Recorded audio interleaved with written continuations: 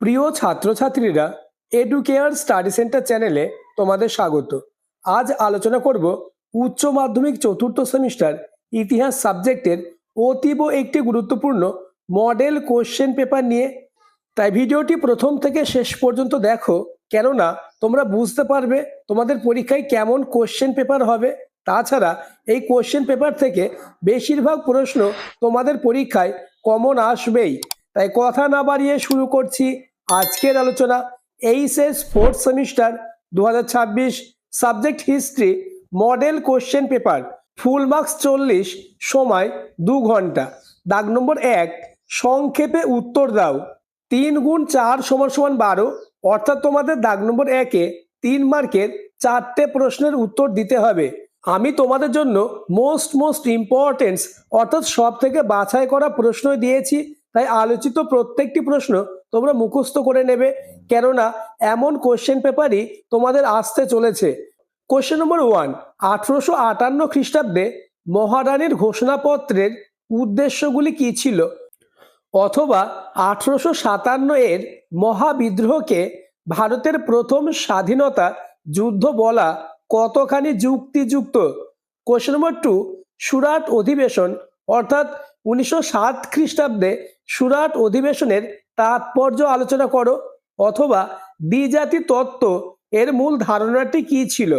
Question number 3, 1976 খ্রিস্টাব্দে 42তম সংবিধান সংশোধনের গুরুত্ব কি ছিল? অথবা স্বাধীন ভারতের প্রথম পঞ্চবার্ষিকী পরিকল্পনার সাফল্য ও ব্যর্থতাগুলি লেখো। কোশ্চেন নম্বর 4, ভারত পাক যুদ্ধে মার্কিন যুক্তরাষ্ট্র কি ভূমিকা নিয়েছিল? অথবা স্বাধীন বাংলাদেশের জন্ম হওয়ার ক্ষেত্রে তৎকালীন প্রধানমন্ত্রী ইন্দিরা গান্ধীর ভূমিকা আলোচনা করো। দাগ নম্বর 2, নিম্নলিখিত বিশ্লেষণধর্মী প্রশ্নের উত্তর দাও। 4 গুণ 5 সমান সমান 20, অর্থাৎ তোমাদের 4 মার্কের 5টি প্রশ্নের উত্তর দিতে হবে। 4 মার্কের প্রশ্নগুলি আলোচনার আগে চ্যানেলে নতুন হয়ে থাকলে চ্যানেলটিকে সাবস্ক্রাইব করে দেবে এবং ভিডিওটি তোমার বন্ধুদের মধ্যে শেয়ার করে দেবে। আমি তোমাদের জন্য প্রত্যেকটি সাবজেক্টের এইরূপ গুরুত্বপূর্ণ কোশ্চেন পেপার এবং সাজেশন নিয়ে আলোচনা করব। তাই চ্যানেলটিকে সাবস্ক্রাইব করে পাশের বেল আইকনটি প্রেস করে নোটিফিকেশন অল করে দেবে। প্রথম প্রশ্ন, 1857 এর মহাবিদ্রোহের কারণগুলি সংক্ষেপে আলোচনা করো। অথবা জালিয়ানওয়ালাবাগে 13 এপ্রিল 1919 খ্রিস্টাব্দে কি ঘটেছিল? ঘটনাটির ঐতিহাসিক তাৎপর্য লেখো। কোশ্চেন নম্বর 2, ভারতে সাম্প্রদায়িক রাজনীতির উদ্ভবে সিমলা দ্বৈত এর ভূমিকা কি ছিল? অথবা জাতীয় কংগ্রেসের চরমপন্থার উত্থানের কারণগুলি আলোচনা করো। ইতিমধ্যে আমি তোমাদের জন্য ইতিহাস সাবজেক্টের সব থেকে নিখুঁত অর্থাৎ বেস্ট সাজেশন নিয়ে আলোচনা করেছি। যারা এখনো দেখোনি, ডেসক্রিপশনে লিঙ্ক দেওয়া থাকবে, দেখে নেবে। পরের প্রশ্ন, গান্ধী আরউইন চুক্তির শর্তাবলীগুলি লেখো। অথবা আইন অমান্য আন্দোলনে নারীদের ভূমিকা কেমন ছিল? নেক্সট, কোশ্চেন নম্বর 4, ভারতের সংবিধানের সুপরিবর্তনীয় ও দুষ্পরিবর্তনীয় বিষয়গুলি সম্পর্কে আলোচনা করো। অথবা ভারতীয় সংবিধানের মূল বৈশিষ্ট্যগুলি আলোচনা করো। কোশ্চেন নম্বর 5, আইন অমান্য আন্দোলনের কারণ ও ফলাফল আলোচনা করো। অথবা অপারেশন সার্চলাইট কি, এর ফলে কি পরিস্থিতির উদ্ভব হয়েছিল? নেক্সট, দাগ নম্বর 3, বিশদে উত্তর দাও। 8 গুণ 1 সমান সমান 8, অর্থাৎ তোমাদের 8 মার্কে 3টে প্রশ্ন থাকবে, একটি প্রশ্নের উত্তর দিতে হবে। আমি তোমাদের জন্য 3টে 8 মার্কের প্রশ্ন দিয়েছি। এই 3টে প্রশ্নের মধ্যে একটি প্রশ্ন তোমরা 100% কমন পাবেই।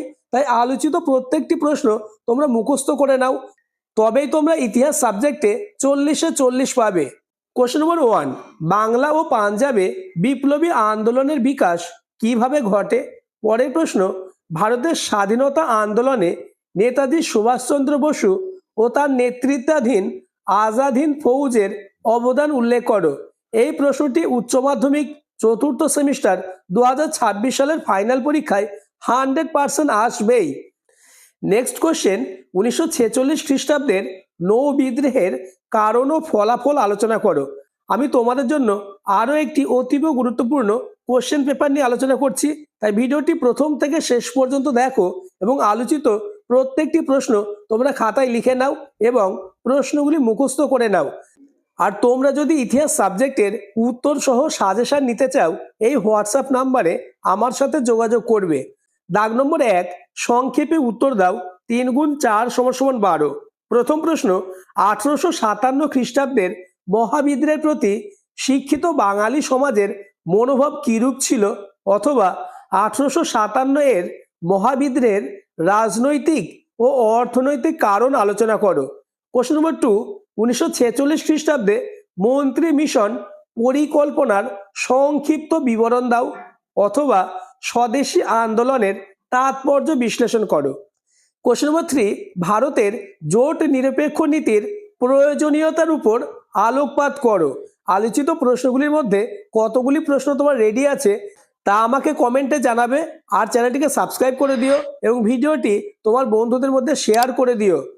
পরের প্রশ্ন, 1971 খ্রিস্টাব্দে বাংলাদেশের মুক্তিযুদ্ধের সময় মুক্তিবাহিনীর কি ভূমিকা ছিল, অথবা স্বাধীন বাংলাদেশ রাষ্ট্র গঠনে ভারতের ভূমিকা আলোচনা করো। দাগ নম্বর 2, নিম্নলিখিত বিশ্লেষণধর্মী প্রশ্নের উত্তর দাও 4 গুণ 5 = 20। প্রথম প্রশ্ন, 1857 সালের মহাবিদ্রোহ হলো ভারতের প্রথম স্বাধীনতা যুদ্ধ। এই মত কতটা সমর্থনযোগ্য বলে তোমার মনে হয়, অথবা মোহাম্মদ আলী জিন্নার 14 দফা দাবির পটভূমি ও তার রাজনৈতিক তাৎপর্য ব্যাখ্যা করো। নেক্সট কোশ্চেন, হিন্দু মহাসভা গঠনের প্রেক্ষাপট আলোচনা করো, অথবা জাতীয় শিক্ষা পরিষদ প্রতিষ্ঠার পটভূমি ও উদ্দেশ্য উল্লেখ করো। কোশ্চেন নম্বর 3, জাতীয় কংগ্রেসের লাহোর অধিবেশনের গুরুত্ব আলোচনা করো, অথবা 1946-এর নৌ বিদ্রোহের তাৎপর্য বিশ্লেষণ করো। নেক্সট কোশ্চেন নম্বর 4, ভারতের প্রথম পঞ্চবার্ষিকী পরিকল্পনার সংক্ষিপ্ত বিবরণ দাও, অথবা বান্দুং সম্মেলনের সাফল্য ও ব্যর্থতা সম্পর্কে আলোচনা করো। কোশ্চেন নম্বর 5, 1971 এর ভারত পাক যুদ্ধের প্রভাব আলোচনা করো, অথবা 1971 খ্রিস্টাব্দে বাংলাদেশের মুক্তি সংগ্রামে শেখ মুজিবর এর ভূমিকা আলোচনা করো। তোমাদের লাস্ট দাগ নম্বর 3, বিশদে উত্তর দাও 8 গুণ 1 = 8। প্রথম প্রশ্ন, সৈয়দ আহমেদের নেতৃত্বাধীন আলিগড় আন্দোলনের প্রেক্ষাপট ও উদ্দেশ্য আলোচনা করো। এই প্রশ্নটি এবং নেতাজি ও তার আজাদ হিন্দ বাহিনীর অবদান, এই দুটি প্রশ্নের মধ্যে একটি প্রশ্ন তোমরা 100% কমন পাবেই। পরের প্রশ্ন, 1885 খ্রিস্টাব্দে জাতীয় কংগ্রেস প্রতিষ্ঠার প্রেক্ষাপট আলোচনা করো। আজকের আলোচনার লাস্ট প্রশ্ন, ভারতের স্বাধীনতা আন্দোলনে নেতাজি সুভাষচন্দ্র বসু ও তার নেতৃত্বাধীন আজাদ হিন্দ ফৌজের কার্যকলাপ ও অবদান নিরূপণ করো। আজকের ভিডিও এই পর্যন্ত। পরবর্তীতে তোমাদের অন্যান্য সাবজেক্টের সাজেশন ও এইরূপ কোশ্চেন পেপার নিয়ে আলোচনা করব, তাই চ্যানেলটিকে সাবস্ক্রাইব করে দেবে এবং ভিডিওটি তোমার বন্ধুদের মধ্যে শেয়ার করে দেবে।